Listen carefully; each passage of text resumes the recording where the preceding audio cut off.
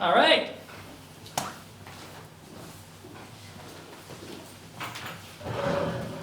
So yeah, I was expecting a little bit more people to show up for the last pitch, but we will see. Maybe some people will show up. It's Portugal. People like to be late. It's fashionable. But this is like really late. 45 minutes. I think it's starting to be really late.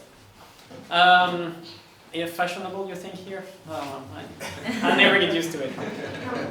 All right, so thank you all for spending the weekend here. I had a really good time myself. I hope you did as well. Yes. Despite the fact that we had about like 20 people, I think between 17 to 20 during like today and yesterday.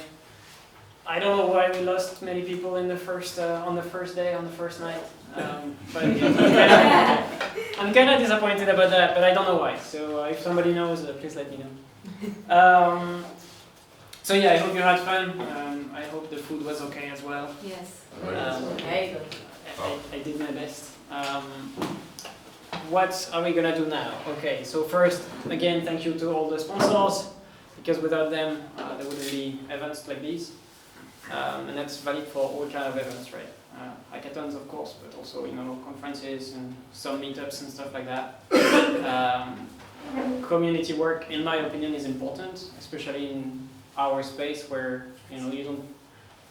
Well, if you get into it by yourself, it's for specific reasons usually. It's pretty hard to enter like blockchain without being taught into it, without having somebody else, a friend of yours or whatever, bringing you into it. So you need to bootstrap that. And as an ecosystem, it's pretty hard to bootstrap as well, because you need to convince people that what you're doing is real, it's real money, it's real things, it's not just, again, another project that sounds like we're going to do free money and it's going to be great, although there is too many of those as well. But yeah, here at this space, the block, for those of you who don't know, we are trying to focus exclusively on technical things. We never talk about the price, basically. We never let people shell an ICO or things like that. They have to talk about the tech. We're pretty welcoming. You can present whatever you want, even if it's crap, but it has to be technical, and you have to answer the question from the crowd and stuff like that. I think it's pretty unique. There are not many spaces like that on the globe. And in Lisbon, you have not all maybe, but most of the technical blockchain meetup happening here. And then all the investment and whatever things about ICOs elsewhere. And I'm quite proud of that. So if you're interested in the technology of anything, please come here. You will find good stuff. We have at least one meetup per week, so it's quite dense. And on average, maybe one and a half. We have 1.5 per week right now. It was more at the beginning of the year, but it depends. If you want to do presentations, for example, the Tezos guy is there. If one day you want to talk about Tezos in Portugal, you're very welcome to come here, and we can organize just a meetup, talks, whatever. Or something else. If you want it to be longer, we also do workshops sometime during the weekend. So Stefan here is doing Bitcoin.js workshops. So introductions on Bitcoin takes 1 or 2 days depending on how much content you want to know, but yeah, he runs some 2-day-long workshops during the weekend on what is a Bitcoin transaction to how to actually craft Bitcoin transactions in Bitcoin.js and propagate it and stuff like that. So we have all of this happening here at the block. That was kind of the shameless plug. We also are a co-working space, although I don't really know if that's what we are, but we are a space that we share and we split the cost, basically. And most of the people here, let's say 99% of the people are working on blockchain projects. We have quite a few Bitcoiners right now. We have 3 Ethereum people. We have Jacques working on EOS. I think you are the only one on EOS. Yeah. More to come soon. Okay. And then, people coming and going. Also, a lot of people are coming to the blog for just short term, like 1 week, 1 month, whatever. So we hosted a lot of well-known people in the blockchain space. I mostly know the Bitcoiners, but we also had the Ethereum Foundation for like 10 days here. But yeah, on Bitcoin we had pretty much everybody, which is great. Not everybody, but quite a lot of people. All right, so thanks again to all the sponsors. Nomadic Labs, so that was Alex and Pietro? That's it? That's me. That's you. I don't want to do a mistake on the name. So working mostly on Tezos, formal verification, contract and stuff like that. They're based in Paris. The company is based in Paris, at least. FCAT, which is the Research and Development Lab, or research development, can I say that? Yeah. Of Fidelity Investments in the US. Fulgur Ventures, which are a small VC fund for Lightning Network startups. SRS Avogados, which are not here yet, so as far as I know, they will show up later, hopefully, or more of them will show up later. And Ledger, who is the French hardware wallet company. So thank you to you, and all the others that are not here.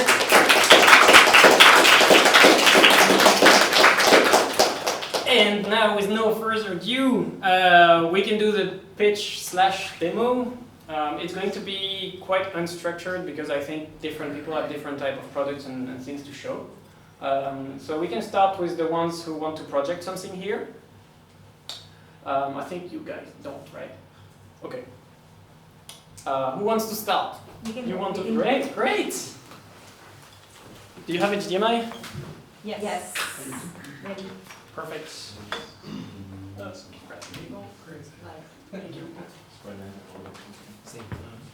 Oh, I'll come in the way. Uh, It's okay. Oh, wait. I think it'll go in directly. Okay, perfect. So I don't need this. Hang on, try. No. Oh, it will go here.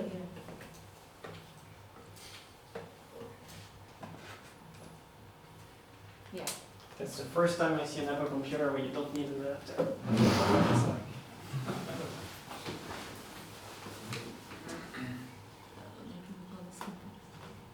Okay. So.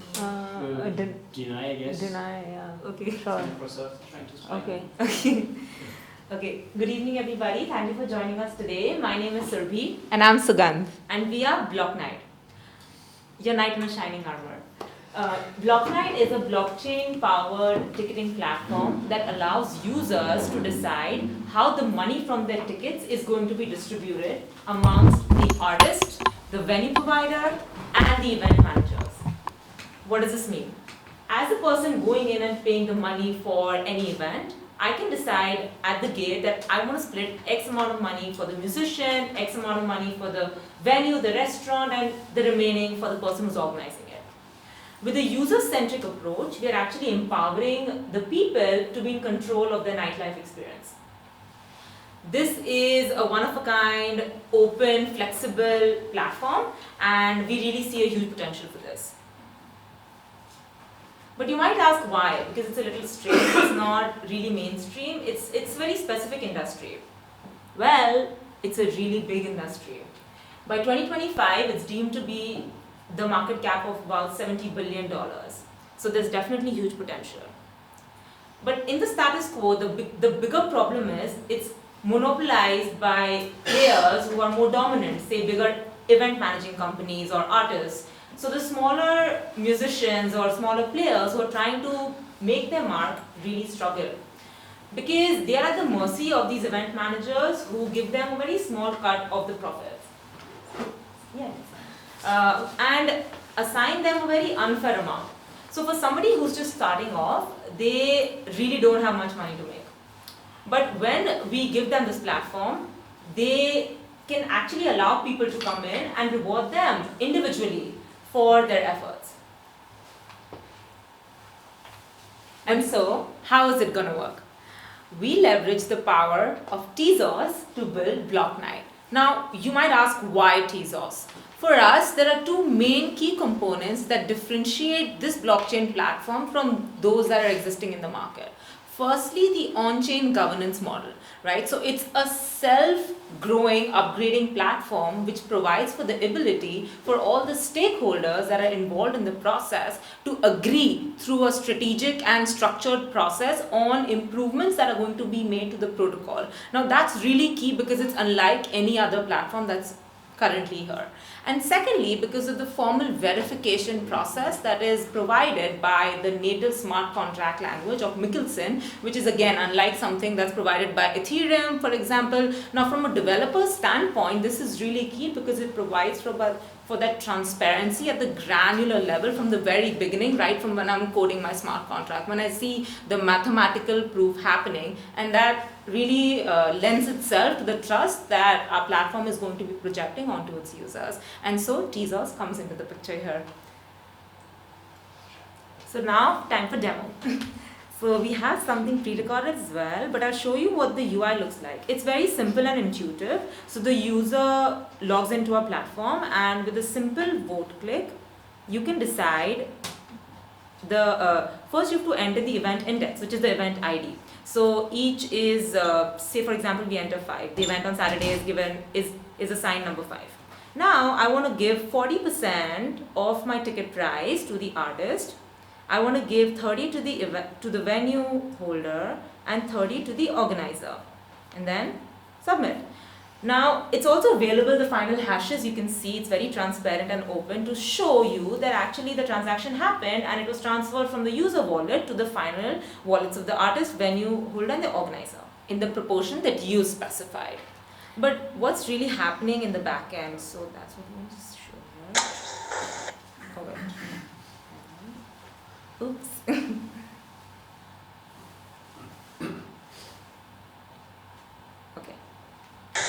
Okay. Oops. Okay, the sound is supposed to be on. Can you switch off the sound?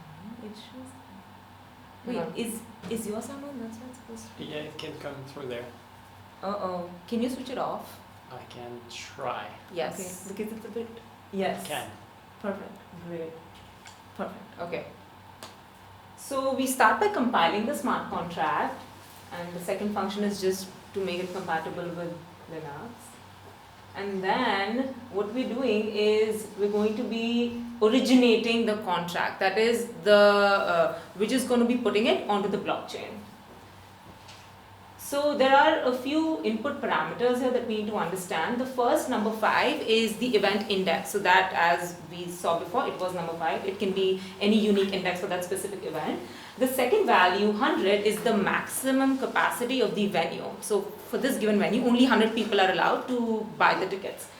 1000 is the maximum price. So the way we are calculating a given ticket price is by dividing the maximum price by the number of people, so that the early birds get a discount and incrementally the price goes up, so that the later IDs have to pay a higher price for the ticket. But it's really small, so it's still reasonable and it's affordable. And so now we're going to deploy, actually we're going to originate the contract, and we can see that now it's onto the blockchain because there was an operation hash that was generated and it was successfully injected onto the node. And of course there is a contract hash as well that allows us to indeed see that this contract exists on the blockchain. You can verify it. Now we're going to use this to then play with our first transaction. There are a few input parameters here as well that we can see. So for example, again, there are 2 tuples. So the first number 5 is the event index, 40, 30, 30. So 40, that's the ratio that you gave, that you want to split the money in. 40 goes to the artist, 30 goes to the venue holder, and 30 to the event organizer. So that's how this goes. Go ahead.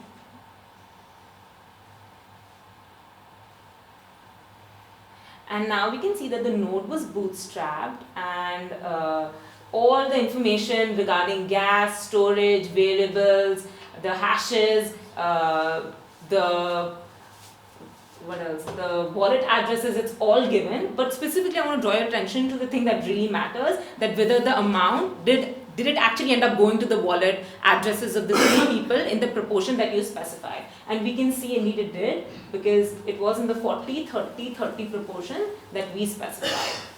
And there are individual hashes for each that was displayed, that we can see that whether that actually happened. And so that was a little introduction about Block Night, and thank you for your listening to time. us.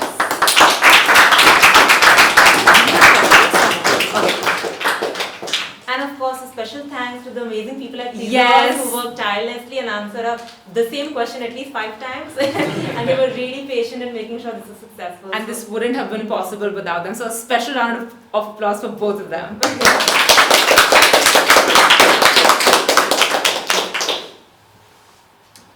I have a question. Yes. Okay. What kind of currency do you use for the payment? Is it Tezos currency or? Yes, Yeah. it's the native currency, yes. Does it have to be? We didn't really see the need to create our own currency because, I mean, at least yes, so far we haven't thought about it, but it could be something. Does it integrate with others as well, or is it just currently what? You can do kind of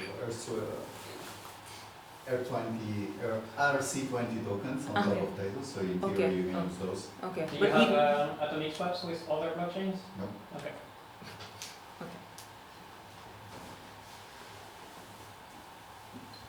any other questions? Okay. Okay. Thank you. Thank you. Thank you for your time.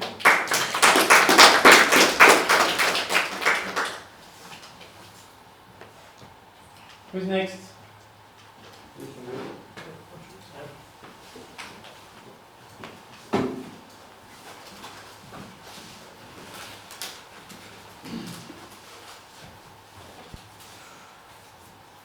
The camera is complaining that the battery is low, so if it cuts, I will just tell you to pause yourselves until I change it.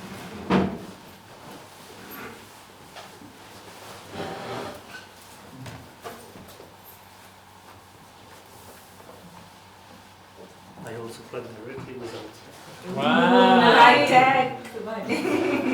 Apple is great.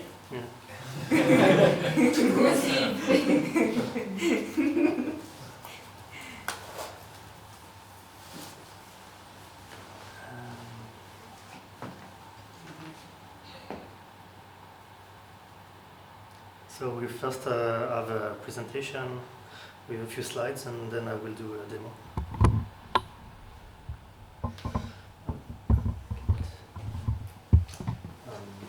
Do I?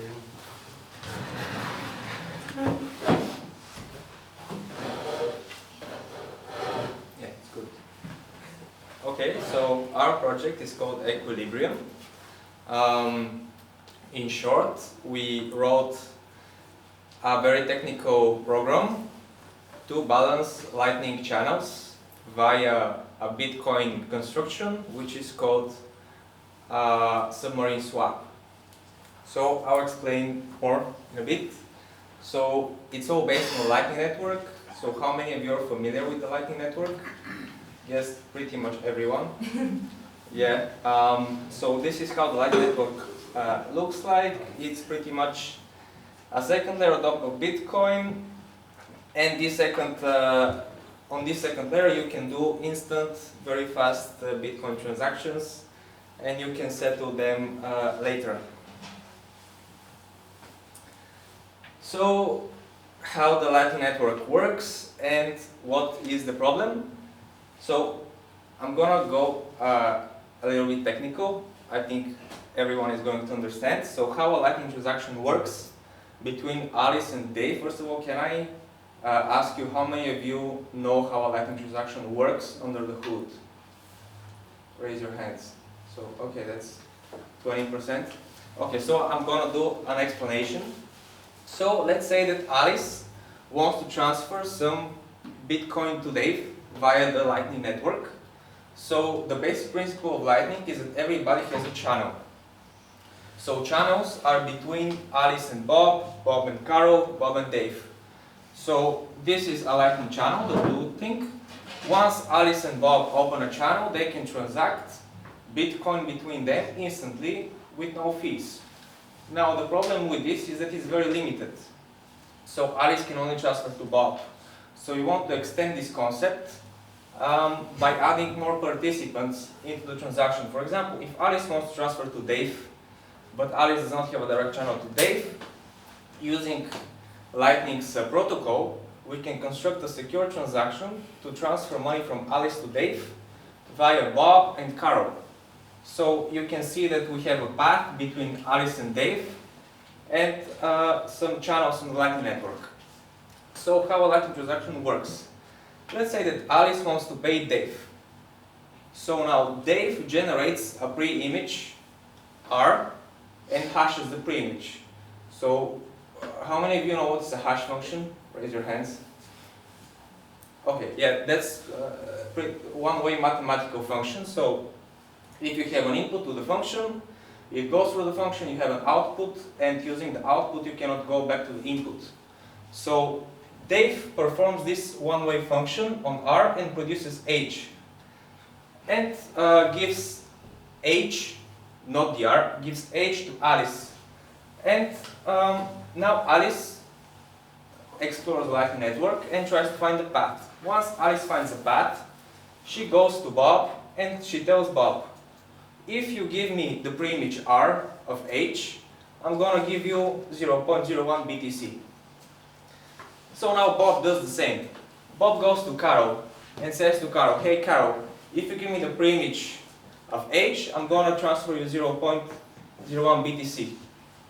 And Carol goes to Dave and asks him if he has the, and pretty much tells him, if you give me R, which produces H, I'm going to give you 0.01 BTC. But Dave has R. Now Dave gives this to Carol, Carol gives this to Bob, and Bob gives this to Alice, and the Lightning transaction goes through. So this is how a multi-hop Lightning payment works. Now the problem with this and most cases with Lightning is, take this machine for example. This machine only receives payment via its channels, and once it receives too many payments, the channel fills up only on the one side. And let's say that it has a channel for 0.1 Bitcoin and 0.1 Bitcoin goes through. Now it has 0 on the one side and 0.1 on the other side, so it cannot receive more payments. So we want to find a way to balance the channel so that it has 0.05 on the one side and 0.05 on the other side. And using what we've built, a submarine swap, you can do this in a trustless way. You can rebalance your Lightning channels. Let's see how this thing works. So what are submarine swaps? Submarine swaps are basically Submarine swap is a way to convert Lightning Bitcoin to on-chain Bitcoin using a trustless Bitcoin smart contract. So under the hood, how it works. So this is you, and that's the recipient of the Lightning transaction. So you want to pay this guy who let's say that you want to buy a coffee, but you don't have Lightning Bitcoin. You only have on-chain Bitcoin. So you go to the swap provider. This is pretty much our program. You can use our program to do that. And you tell our program that you're gonna pay us your coffee if we pay the coffee machine and buy you coffee. So pretty much what happens is that you pay me on-chain and I pay your Lightning transaction. How do we do this in a way that I cannot run away and steal your money? Using Bitcoin submarine swap. So the way it works is that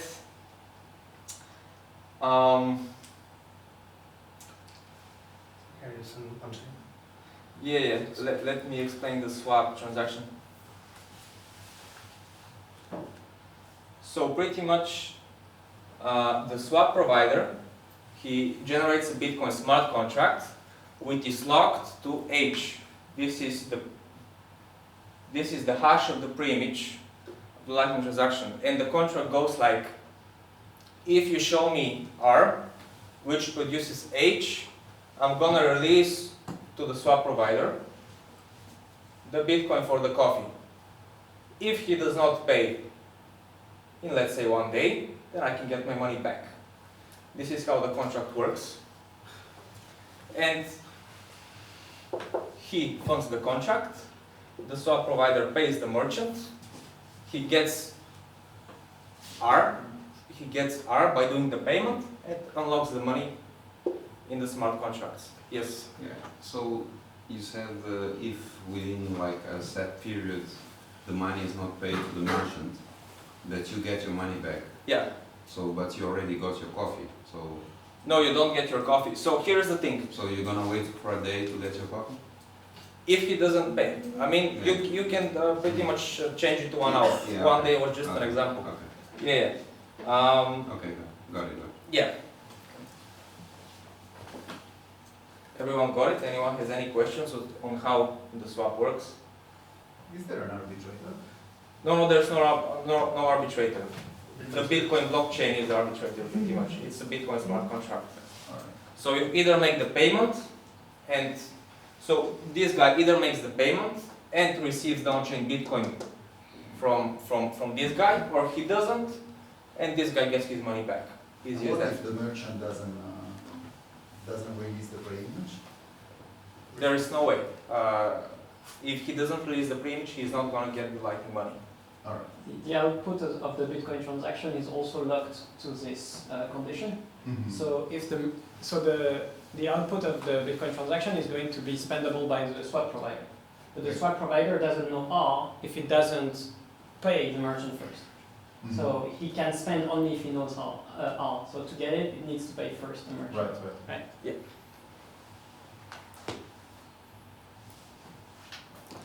Yeah, what was accomplished? We built a fully working submarine swap.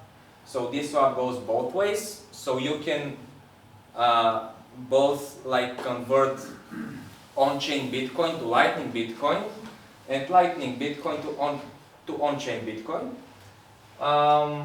So that's a two-way swap. Was that building blocks? Yeah, so this is open source, everyone can build on top of that, probably we're going to improve it, and we all learned a lot. Like the team of 3, we are all better Bitcoiners now. And now Stefan is going to show you how this works. He's going to do the technical part. Okay, Stefan, go. Do you have any questions? If you have any questions? Yeah, later after the... So, let me see.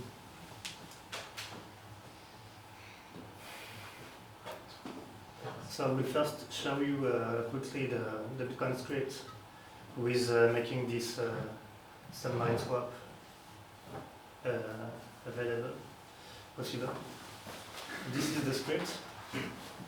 So basically it says here is the pre-image, the hash pre-image. So either you have to provide the hash and you have to sign.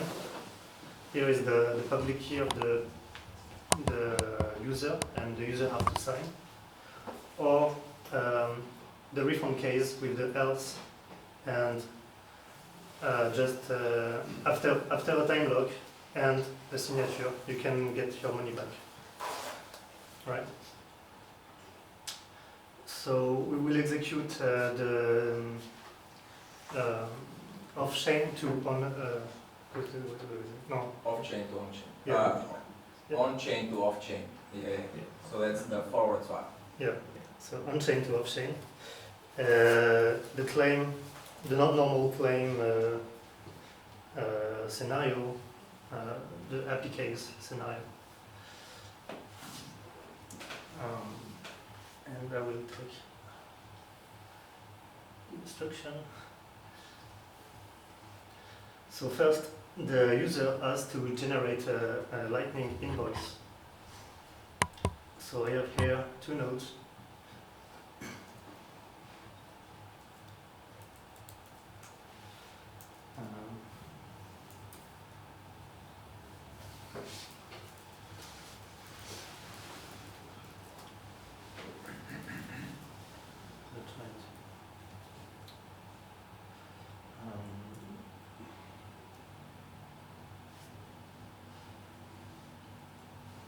So yeah, the user is generating an invoice for 1,000 Satoshi. I have the pre-image, the hash pre-image here. So I will save that. And I also need, so the time lock here will not be used, but I will just specify a dummy value.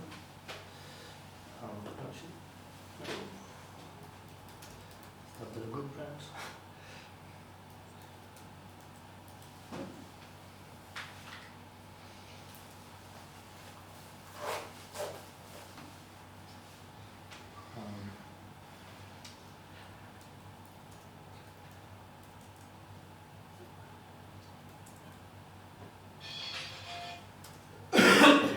So here I say I have a function to generate the smart contract and the address of the smart contract that we will pay.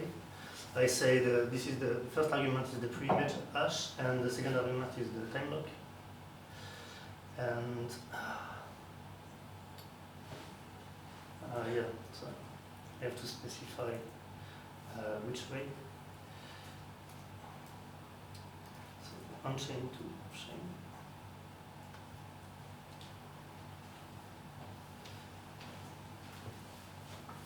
So here I have the address of the smart contract. So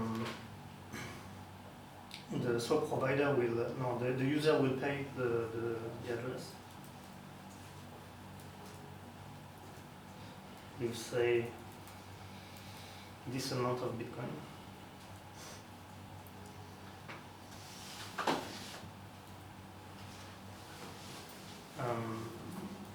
I will just get the detail of the transaction for later, and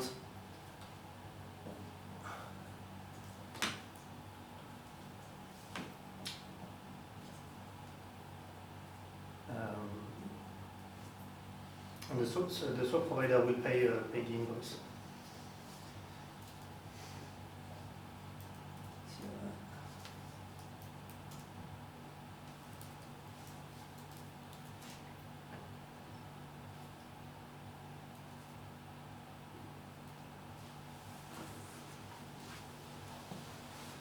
Okay, it's small. The invoice expired. Oh, really? You pay now the invoice? No.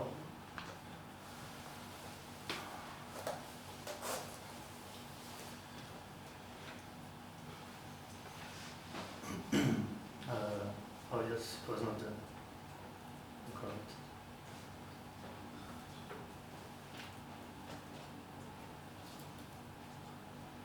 Okay.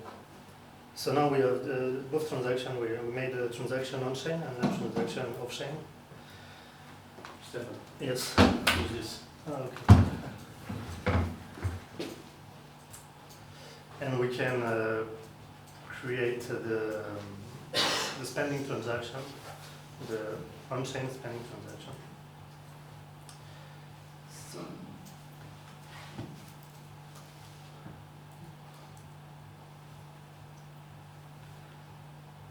So what do we need? We need to specify if it's a claim or a refund.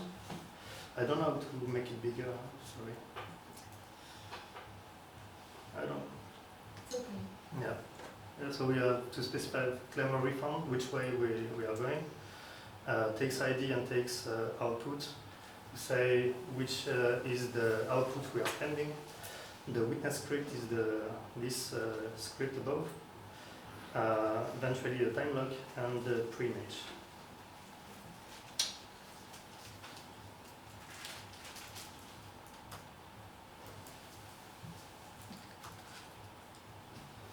So here I have my transaction ID, and the output is 1. The witness script is just here. The time lock is 1,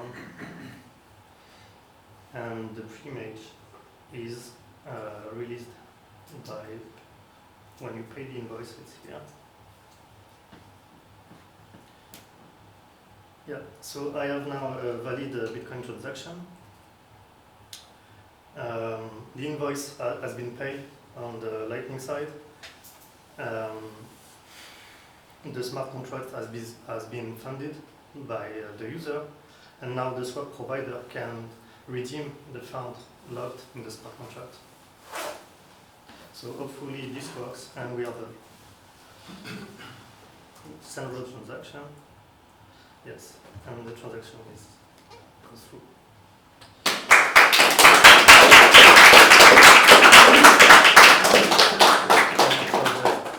Just to show the transaction, it looks like that.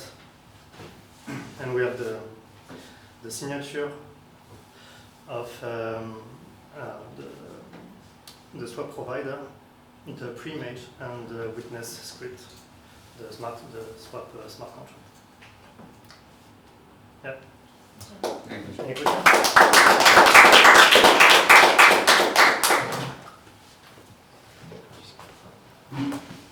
Well done. Thank you. Mm. Yeah, that's really cool because there are some use cases where you need to balance channels. That's what you pitched actually on the first day. For example, here at the block, most of just the coffee even there, it's only Lightning because it doesn't really make sense to pay your 50 cents coffee with Bitcoin on chain. But the block doesn't pay anybody with Lightning. So we receive a lot of payments in Lightning. So in our channel, we start to have a lot of capacity on our side, but we don't do anything with it. So instead of closing the channels, getting the money into Bitcoin, and then opening new channels with people, we can actually sell them this capacity we have on our side if they want to top up their Lightning. So instead of, let's say, when your wallet is empty like me right now, I can't buy coffee at the block because I need to open a new channel. Instead of closing my channel, opening a new one, I could just buy capacity to the block. So I could send some Bitcoin to the block, and the block would send me the equivalent in Lightning. I have a question. Actually, for there, you know, I've been a little distant from some Bitcoin development, so it's too fast. I have just one question about the transactions you do. Actually, even answering that question, you can do like for 1 day the ATLC, that is the contract they do, that you can do for 1 day because the provider will only have the pre-image if he made the payment, so he can prove that on the blockchain and spend that, get that money for him or for whatever. Mm-hmm. But my question that I don't know because I've never seen the specifics is what is allows the swap provider to collude with the merchant. If the merchant gives me the pre-image, I give him half Bitcoin, and then I get your money because you got what I'm saying. I mean, you pay me, I'm the provider. You pay me, and I collude with the merchant, get the pre-image, pay half to the merchant afterwards, and then I just have your money, and you don't have your payment. Well, I mean, maybe that's not even. Well, that's exactly the same like buying Yes, something from Amazon, Yeah. Amazon not sending you. Yes, the yes, product. exactly. So pretty much the merchant Yes. is the fault in this case. It's not the Bitcoin network. Yes, or exactly. Lightning. Yeah, exactly. Yeah. So yeah, that sounds good. So yeah, because the output would be spent on chain. Yeah, because So you have the hash, so you Yeah, have the proof, the no, it's exactly what he said. Because even though you can do that, you have to trust the merchant that he's going to give you the product anyway. So yeah, cool. And you can even sue him because you would have the hash on chain. So Yes. you know he did it. No swing. You Cool. can break his legs. Very cool. All right, very good. Other question, or do we move to the next? Who's next? Go. It's about Lightning Network, so not changing a lot.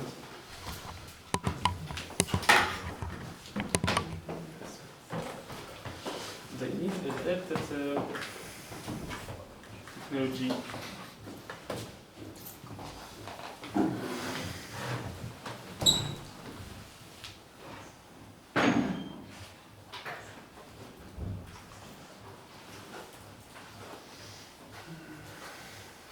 No.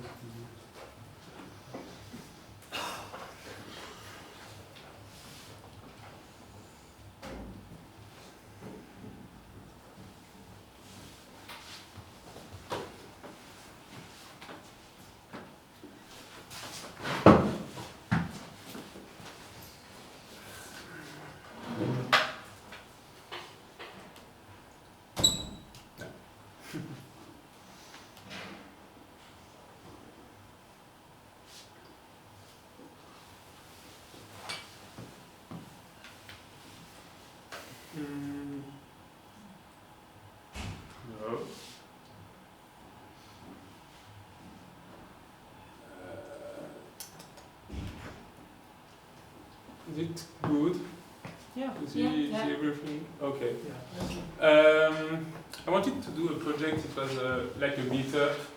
And when you register to a meetup, you pay with Lightning. And it's you don't know if you attend to the meetup, you get a refund. But I was alone, and it was difficult to imagine a good UX UI for the refund. And we will see why in a moment. I will not talk about Lightning Network because the group just before me did it, but I have a nice graph if you want to see how works a revocation key and commitment on just bidirectional payment channel. I can give you you have the slide at this address later. Yes, bidirectional channel is quite a complicated stuff, but you have to understand that if you want to commit on the channel, you expect people to be online on the both sides because of the exchange of revocation keys. HTLC, what is HTLC? It's important. It's a way for the Lightning Network to have to couple to link payment channels all together to create the Lightning Network. HTLC is just this. I will give you X if you give me the preimage of H.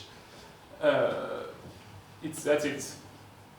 The problem of HTLC is you need before to be agreed on the preimage on the H on your target on yourself. That's the problem. You need to first to ask for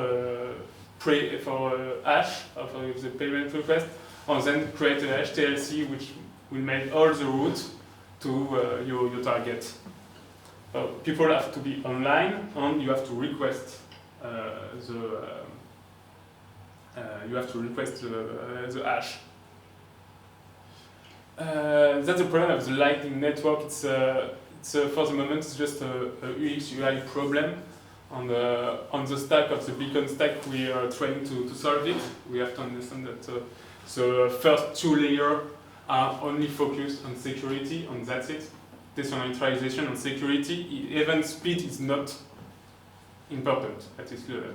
We just want security and decentralization. If we lost one of them, that's it. Only we just can use PayPal, it's better.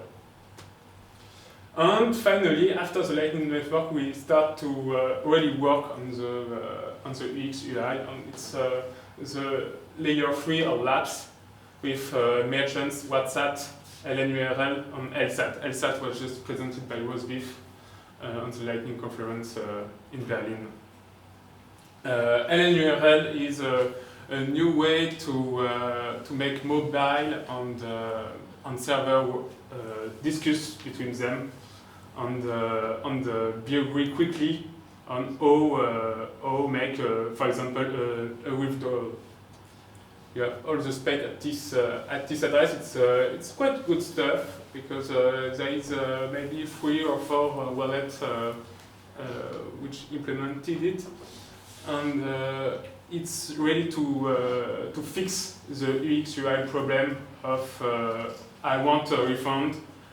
I don't want to send you an invoice. I just want another QR code to flash to take care of my camera. The idea is I scan the QR code, my phone scan the QR code. The QR code say, okay, ask to this server what to do. the server answers, okay, you want to withdraw some money, you have to give the invoice on the secret to a callback URL. This callback URL will pay the invoice after.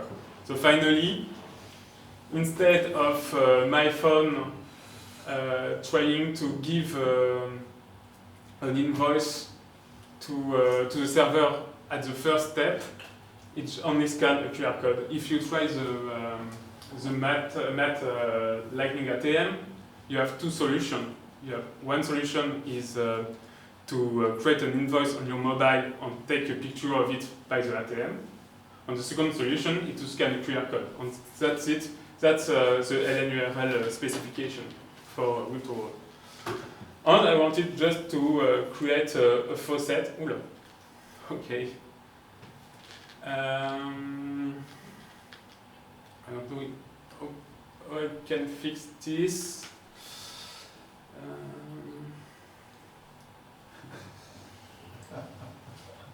Okay, I destroyed it. No.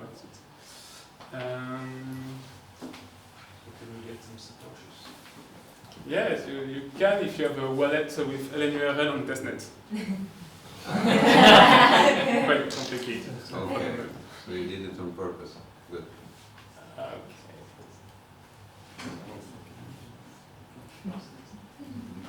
I have a wallet. So you paid yourself, eh? Yes, I and it's only testnet, so it's not really important. It's called a Bitcoin wallet, like Lightning Bitcoin wallet. With a guy. I only have to scan the QR code.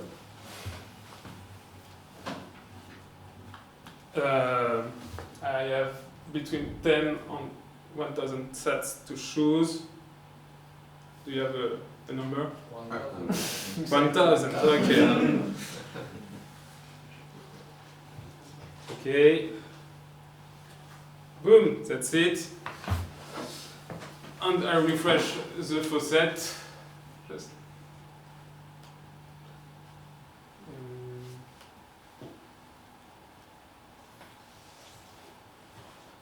Faucet is locked for 44 seconds. And I can withdraw in 44 seconds again between 10 and 1,000 sats.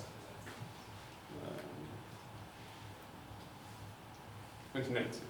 Well, okay, that's it. You have always written with Rust because I wanted to try the new async await features. It's just released in maybe 1 week ago. I don't really know. So you can see in the dependencies there is a lot of alpha. It means it's not stable. And when it's not stable, it's pretty hard to find the documentation. And that's it. You can find the code. You can find the faucet at this address, code on my GitHubs, on the new crate for Rust LN URL. Thank you very much for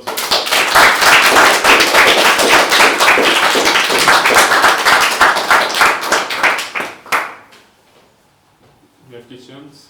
Good project. Thank you.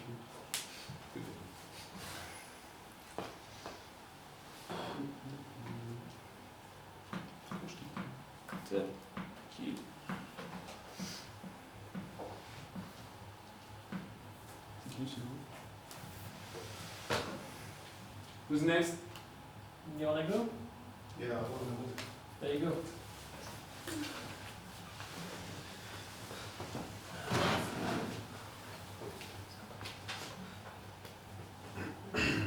My camera is still low battery, so it's fine. It's forever.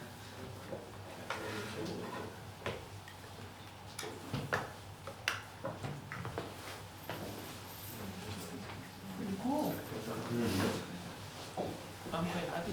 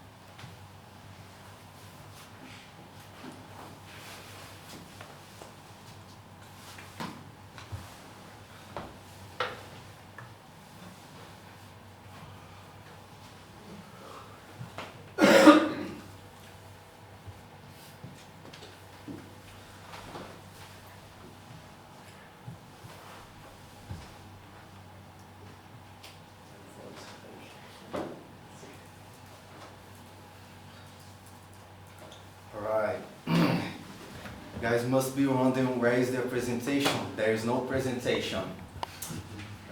There is code. It's the truth. Yes.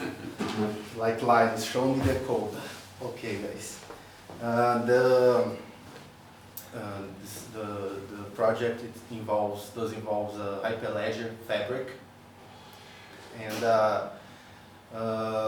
Hyperledger is a hub with projects involving blockchain, and Fabric is one of them, and it's a ledger, and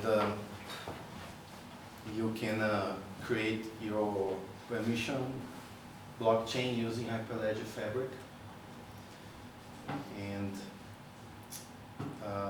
what I have read these past few days about Fabric, and it runs with a smart contract, but in Fabric it's called chain code. So in terms of Hyperledger Fabric, the smart contract, it's chain code, and you can use SDKs, programming language, to interact with them, which it is written in Go, Python, and JavaScript in Node.js, and then you can use them. And okay, let's start.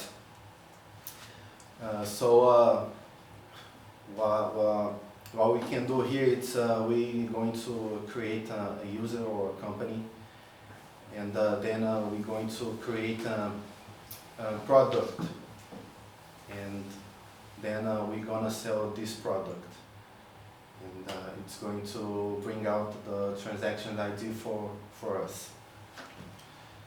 Unfortunately, I would like to show that on the Explorer, but I did not have enough time to put it on, so I'm sorry.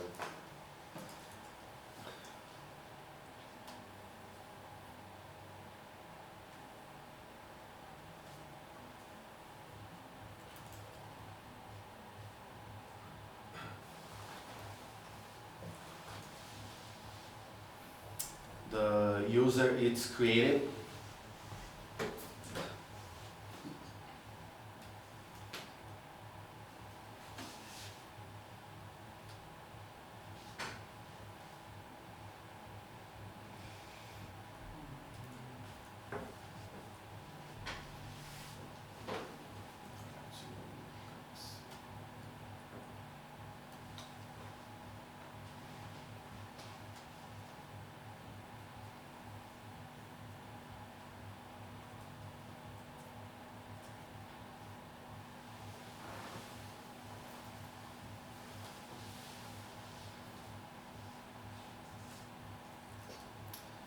Okay, after creating the product with the user, it gives us a tax ID, and we can check that product by passing let's say the ID of the product.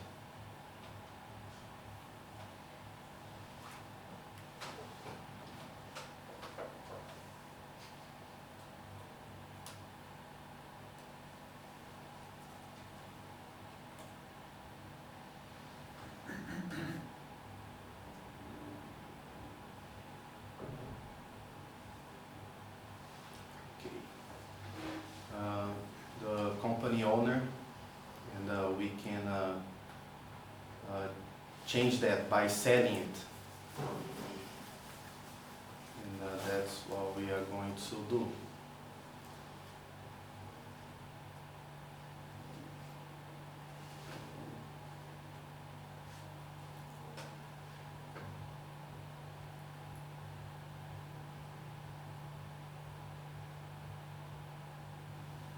It gives us another tax ID, transaction ID.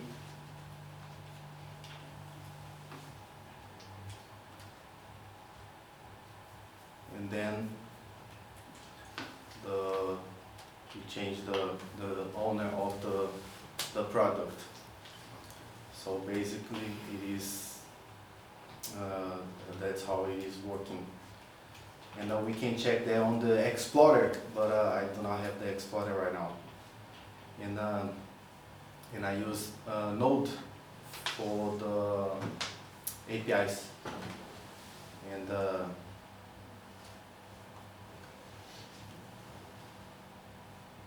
this is getting the I'm sorry, I didn't show you guys all the products that it gets. So equal is all the product, and the Fabric client, it's the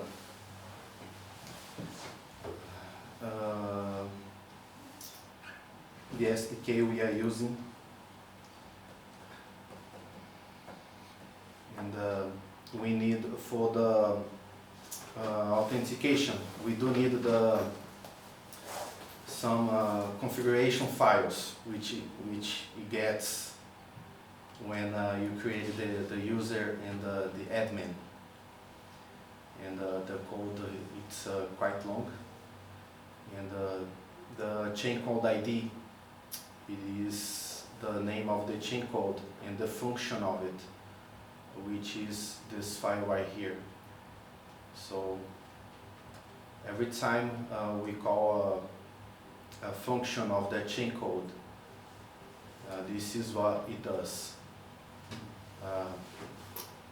Passes the product ID, gets the company owner, and then it changes to the buyer. And querying our product, which is nothing really interesting there. The creation of the product, which passes all the arguments for the creation. The query of one product, it just it's the idea of the product, and initiation of the ledger when you start the network. It does everything automatically. So pretty much this is kind of how Hyperledger Fabric works a little.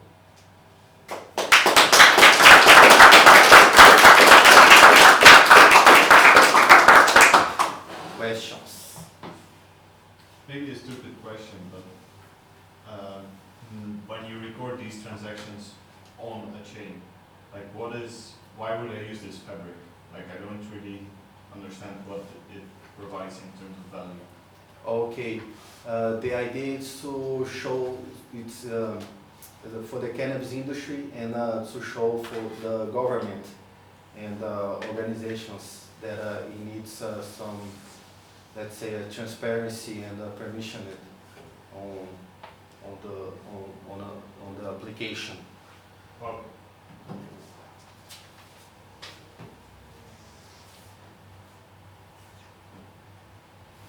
okay, thank you.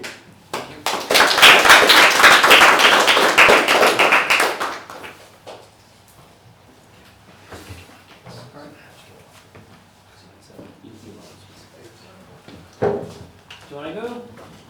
Not really? You guys want to go? let's go.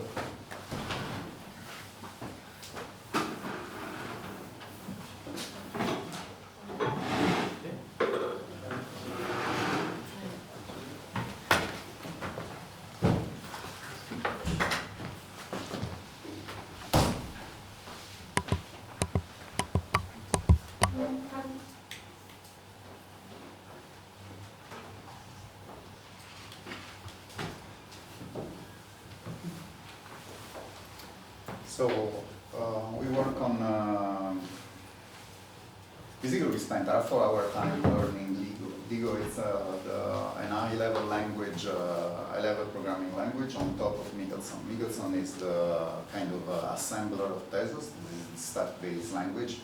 Ligo is more of a Pascal-like language than transpile to Michelson. And it makes things easier on a certain point of view to write content because there are variables. At the same time, It's a really young project, so the documentation sometimes it's a bit complicated. So this is kind of the smart contract that we wrote. If you go up a bit. So the smart contract has a storage. In the storage we want to store the proposals, the voters. This is the administration, the address of the administrator, the person that can initiate, kind of configure the smart contract. This is the timeout. That is since the limit at which the smart contract doesn't allow any more voting. So these are the informations that are recorded on the blockchain. As you might notice, this kind of it's strictly typed programming languages, so everything must match. This is how the storage is initialized. So if you go down, we have 3 actions. There is the action to vote, and the vote. It's everybody can submit. So the administrator can submit the proposals, basically the things that we want people to vote, but not everybody can vote. Only the people that have some stake on the chain can vote. This is kind of in the idea of Tezos, that only the bakers that have the stake on the chain can participate to the production of blocks. In the same way, only those that have the stakes can participate in the voting on the chain. So these are the set of voters, these are the set of people that can vote, and this is the timeout, that is the time limit.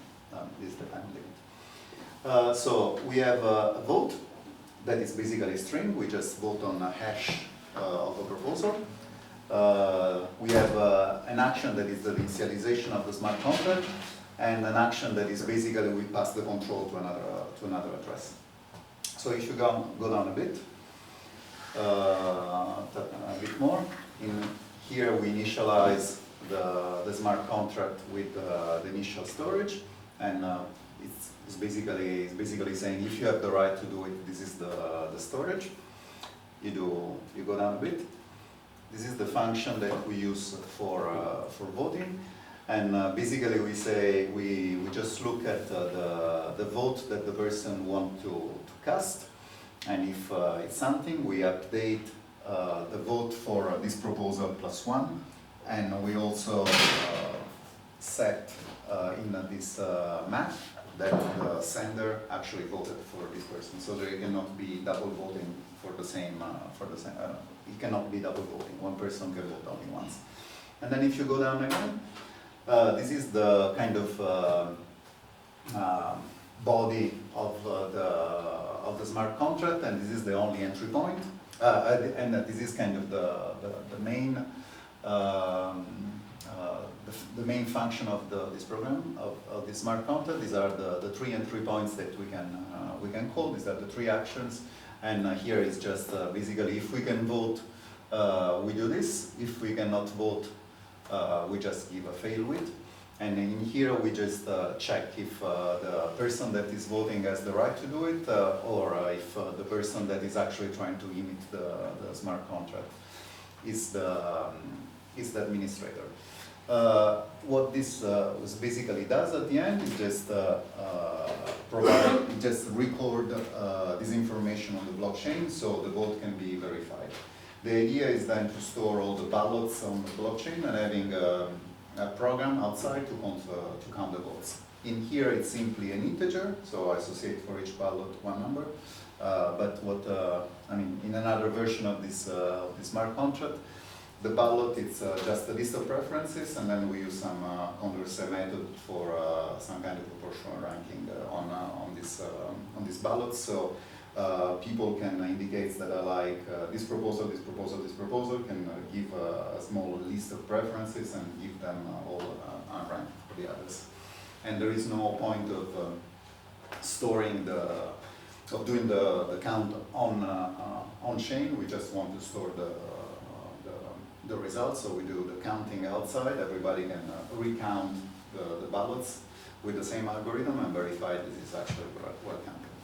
On top of this, we also did a bit of an interface that Alex is going to click a few buttons. So this thing is coded in Reason React. As I explained everything yesterday, we want to use Reason to do kind of our tabs, so it makes us feel fuzzy and comfortable. So this browse thing, we can initialize the contract, so we can add a few proposals. Proposal number 1, proposal number 2. And in here it's basically storing the body of the file, and this is the hash. And this is the other hash. Now we can originate the contract, so basically we are pushing this information on the chain. Once this is originated on the chain, we cannot change it anymore. To do this, we have to sign this transaction, so we need an identity for signing it, and approve the request. This is the transaction that is going to be put on chain. So we are very happy. Good. Now, these are the two hashes with the 0 votes for each. This is the timeout, so the time, the time limit. And then with these two buttons, we can vote. But of course, when we vote, we have to sign and approve this vote. So when we approve it, the vote is going to appear because it's been registered on the blockchain, and there is just a small timeout that every 5 seconds it will come on the blockchain to check it. And so these things is going to be a bit more complicated in a while, where and the UI a bit more friendly maybe. And it's not going to be only one, but a preference, so there's going to be a list where you can rank the proposals, and it's going to work in a similar way though.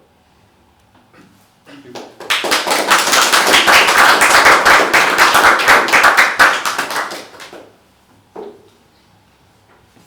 So do you propose this as an abstraction of a way for people to pool their opinions for any use case, or do you have a specific use case in mind that you want to prepare your project for? This is very kind of generic. It's just a preferential voting system that you can use to vote on anything. Since on the blockchain you only store hashes, it makes sense just give it to keep it generic. But in particular, our use case is that when we propose to the community to include some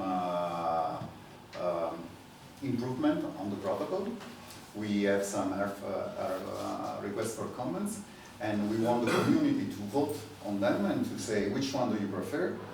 So the next vote on the protocol is going to include these proposals. This is kind of letting the community decide what the developers want to do, instead of the developers deciding what they think is better for the community and then proposing to them. Okay. It's kind of Makes sense. I have a question about the Tezos smart contract language. I saw some opcodes. Is this similar to Bitcoin script? And is this a stack-based programming language? It's Turing complete, so it's not.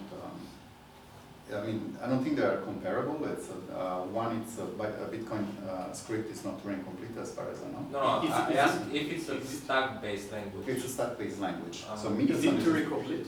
Yes, it's a stack-based language, and the thing is that we make it stack-based because we wanted to make it easy to verify, to formally verify. But as high-level primitives, like you can interact with the chain, you can hash values, or you can do other high-level operations, and these are kind of function and is statically typed. So you have types associated to each variables that end up on the stack, and it's kind of functional. So you have lambdas in this language. How does Tezos protect against DOS? DOS, it's denial of service. I mean, if it's string complete, I could just I mean, there is a gas accounting in this Yes, yes. in this language. So whenever you originate a contract, as they show it to so you. it would be like the Ethereum's gas. Yes, yes. Something like that. Okay. Something Oh, like okay. that. Is this based on the ERC20? So I know you guys mentioned ERC20 before, or No, it's just a completely separate. It's a completely new thing on top of this. On top of Tezos, with this smart contract language, you can build ERC20 kind of tokens if you want to, and there is people that wrote already specification to do this. Okay. Sorry for one question that's not exactly focused on the project, but the platform. So it's kind of. So what's the biggest advantage and difference for between Tezos and Ethereum for you to choose Tezos to do the project and to spend your resources on it? I don't have any I suggestions. personally only know Tezos. I kind All of right. work with Ethereum. The marketing thing about Tezos is that the smart contract language, it's human readable and formally verifiable, Yeah, the while formally verifiable, the Ethereum's the solidity that gets translated to the Ethereum virtual machine, it's much more difficult to verify, more opaque, and it's not human readable. So there is this is the pitch. Yes. Okay. On your project, you talked about creating accounts at the beginning for the votes. How do you define an account, or how do you prevent Sibyl? How do you count votes, basically? So if you go on the signing application there, this is a simple application where you can. It's basically your wallet. This wallet, in this case, is just working with an account that we created and we embedded it just for simple things. But the idea is that you can use an hardware wallet here that is basically a ledger, and with this ledger that you connect to your laptop. So what prevents me from creating different identities and signing multiple times? You can go there and sign with your identity, but if you don't have enough stakes, so if you are not in the list of people with vote rights, you cannot vote. But the stakes are, if I'm a millionaire, do I have many stakes or I have only one?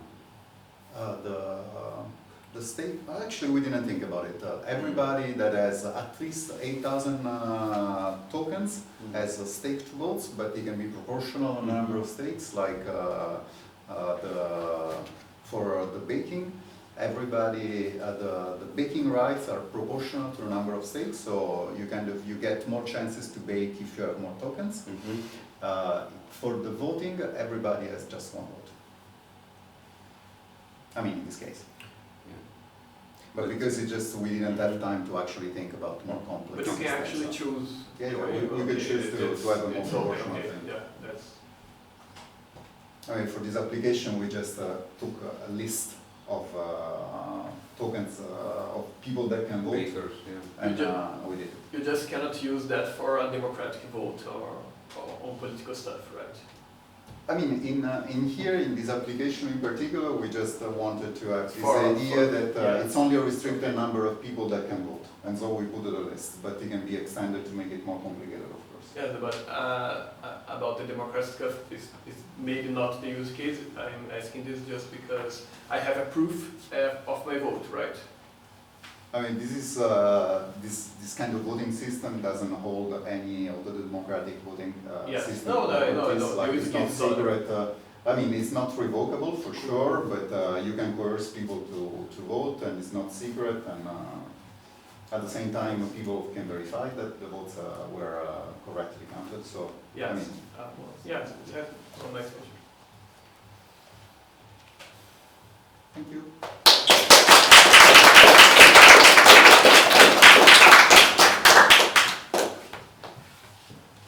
Everybody is alright? We go to the other demo, I guess. Alright, so now we're gonna move to another room where they set up the demo. So let's follow the guide.